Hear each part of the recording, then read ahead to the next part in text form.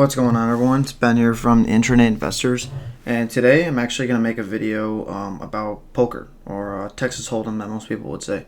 Now, I've been playing poker for about 6 or 7 months now, playing online, small stakes games, stuff like that, and recently I started playing live at these games in Buffalo, but with the casino being closed, it's just I can't go play at the poker room, so I've been playing at some of these other games.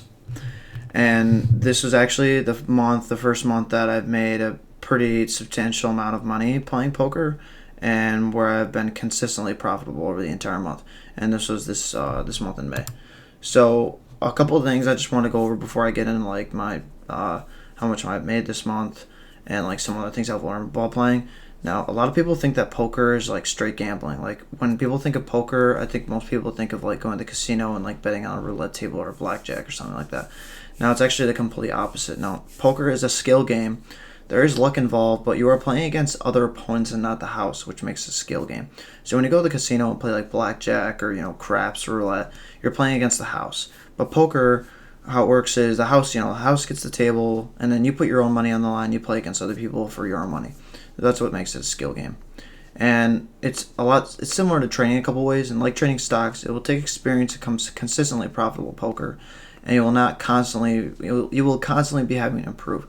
There's always ways you can improve your poker game, just like trading. And like for me, I've been playing poker for 6-7 months, and I feel like this is the first month where I've actually had a serious profit from poker. Now, poker is also a game of math and odds. Pretty basic, but get more money in the pot when you have the statistical advantage, and put less money in the pot when you have a statistical disadvantage. And if you play better than your opponents, you'll win in the end. Decision making is imperative in poker. A lot about poker is calculating odds on whether you want to call or fold, and then making the correct decisions in different spots. Because eventually you're going to play big pots, and decision making in big pots is very important.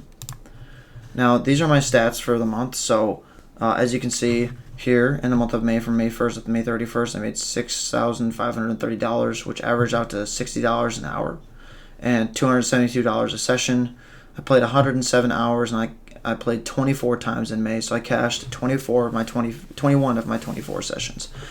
And this is a little chart of just kind of throughout the month. I've had some big wins, I've had some losses. So like trading, it's not always going to be straight up. And I play two different forms of poker, one being No Limit Texas Holdem and the other being Parliament Omaha. I don't play too much Omaha. Omaha's a lot different, and it's a little more difficult. You get 4 cards in front of you, so there's a lot more math involved and a lot more hand combinations and things like that. So I've just been playing Texas Holdem as of right now. And so a couple of things that I've learned like this month while studying poker and trying to get better. Now, position in poker is extremely important, especially when playing heads up. What I mean by this is acting last. So you can gain information from other players as they take their actions. So position, meaning your position on the board. So like the first position after the big blind, meaning under the gun, you play the least amount of hands there. And then going forward in the small and big blind, you play more hands there because you have to defend, and you're last to act. So going around the table, as it goes further and further down the table, you have more information because people are making decisions. And then you can make decisions based on the information that they've given you, whether they call, whether they fold, whether they raise. So, and then this is why, like I was saying about position, this is why I love to play hands on a button in a late position where I can gain the most information on my opponents, because you are last to act, or very far into act in the way the action plays out. So you can make a different decision based on what everyone else does. And then knowing when to fold and being disciplined with our chips is very important too. We must know our opponents and their tendencies to extract maximum value, and to know when we are behind and make a good laydown. And moving on here, I had a little picture of ranges. So putting your opponent on a range of hands instead of one specific hand is the first step to hand reading. So what I've learned in the last 3 or 4 months is that instead of like when I'm playing against an opponent in a specific way, it's not really about putting them on one hand. It's putting them on like a range of hands they could be calling with pre-flop. So if an opponent is raising under the gun, I have this picture here. This is like a pretty standard under the gun open. It's a 7% combination of hands, which include aces, ace king suited, ace king offsuit, kings, ace queen, king queen, ace jack, queens, tens, jacks, all these pairs down to 5. So when someone is opening early and under the gun, you could kind of like, it depends on the player, but most of the time they shouldn't be opening like hands like 10-3 offsuit or queen 6 suited, because there's 6-7 players that act behind them, and they could be put in a tough spot if they're raising with queen 7 suited on the gun, and the button re-raises with pocket 8s or pocket 9s, and we're in a tough spot, and we have a difficult decision to make. So I study hand range charts like the one below to consistently understand what my opponent should be opening with, what I should be opening with in specific positions. And like I said, for this example, this is under the gun, which is about 7 to 10% of hands you should be opening under the gun. And when we're in early position, like under the gun, we should only be opening a certain percentage of hands because we have so many players left behind us to act. So I already kind of explained that, but you can play more hands in like later positions. But under the gun, early position and middle position, it's important that you play tighter because, like I said, there's so many people behind you to act. And someone in the big blind, because I have pocket aces for all you know, and you're opening 6-5 or 7-5 suited under the gun, so you're going to have to fold that like all the time. Moving on to the last slide I had. So the last slide that I had was categorizing players. So a tag or a tight aggressive player is the type of opponent that will play a minimum amount of hands and play them very aggressively when they hit the flop. And a lot of times they will trap to get you to put more money in the pot so they can raise a later street and win the pot like at a later street. Now, like since I've been playing, I take a lot of notes like on my phone, and I try to categorize each person that I play with, if they're loose, if they're aggressive, if they're a tight player, if they're a passive player. So this is really important when it comes to like game selection too. Knowing your players, knowing how they're gonna play against you, knowing your opponents, things like that. So you can really like just make sure you're playing at the highest level of poker you can. So like a tight aggressive player would be someone like that's going to raise under the gun with aces, and they're going to make a big raise, so like to 5 or 4.5x. So like if you're playing 1-3, they might raise to like 25 or 30 under the gun with pocket aces because they don't want to get called, or they want to play like heads up. They don't want to play a multi-way pot with pocket aces, so they might raise really big or early.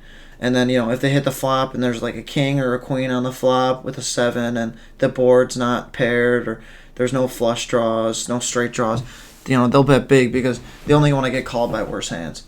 And then, or they might even check it for you to bluff if you hit a king on the flop. So like when it comes to like tight aggressive players, you can dwindle them down to a small amount of hands, like not a big range, but they're gonna play super aggressive. And looser aggressive players are players that are going to play with a wider range of hands in different positions and will bluff you more than the average player. They will play more hands in position to try to bluff when the players check to them. What I've noticed about playing with loose aggressive players is, if they're on the button or if they're in a hand where they have position and everyone checks to them, they'll throw a bluff out. For example, there's this one dude I played with. I had ace queen under the gun, and I opened to 15 in a 1-3 game. And he 3-bet me with 10-9 offsuit in the button. So I called, and then the flop was pretty dry, and there was a 9 out, so he actually had the best hand. But I checked to him, and he bet, and I just had to check fold that flop. Even he had a pair, so he hit the board pretty well. But in that situation where he's 3-betting with a hand like 10-9 suited, and I'm opening out of the gun, he has to put me on a hand like ace king, ace queen, ace jack, kings, queens, jacks, tens. Stuff like that. So when I check to him, that might symbolize that I'm weak to him, and that's why he's gonna bluff at it. So loose aggressive players will bluff more in position, from what I've learned. And then there's loose passive players. Some like to call it calling stations because they'll play a lot of hands not too aggressively, and they'll occasionally just call you down with bottom pair and suck out things like that. And they like to trap sometimes. I've noticed. I know we have tight passive players. Tight passive players will play less hands and sometimes can be easy to bluff when they don't have a good kicker with their pair, or there's a very connected board and they have a medium to weak holding. So tight passive players will play good hands, but they won't play them super aggressive, so it's easy to bluff them when boards are connected, like I was saying here. Like if there's a three-weighted flush or like a double paired board and they have an overpair, it's easy to bluff them on boards like that. Now moving on to my last slide I hit here was game selection. on a game selection is extremely important when you're first starting out playing live poker. You could be sitting at a table with a bunch of sharks and you wouldn't even know it. So when you start playing, study your opponents, know which opponents you have an edge on and which opponents you should avoid getting into big pots with.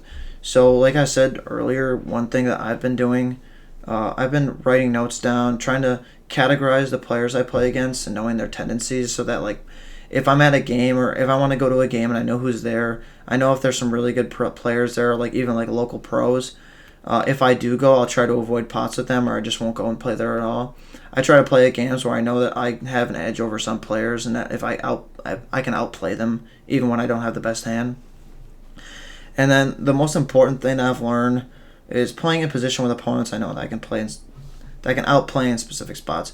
So like I was saying earlier, position is huge in poker. When you act last and everyone else can give you free information, you know that if you're ahead or in the hand or you're not. So position is extremely important in poker. Now I hope that you guys enjoyed this kind of like side video. I've been playing poker for like 6-7 months, like I've said now.